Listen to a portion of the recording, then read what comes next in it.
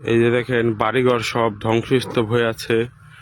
আমরা এখানে এই যে কাজ করছি, এই যে রাব্বি তাকাও, এই যে ইমতিয়াজ ভাই, রাহেন ভাই তাকান এদিকে, রাহেন ভাই, ওই খারুল ভাই,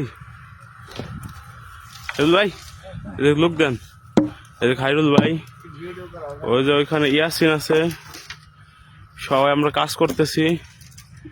এখানে একটা আবাসিক এলাকা, কিন্তু সব ধ্বংসস্তূপ হয়ে আছে। কি অবস্থা,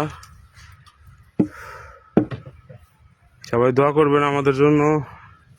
আল্লাহর রহমতে আমরা জানি ঠিকঠাকভাবে আবার দেশে ফিরে আসতে পারি। এগুলো আমাদের এখনকার বর্তমানের কাজ। শত্রুপক্ষের বাংকারগুলো আমরা নিমাইতেছি। যেখানে সোলজাররা ছিল, এই বাংকারগুলো আমরা ভরতেছি।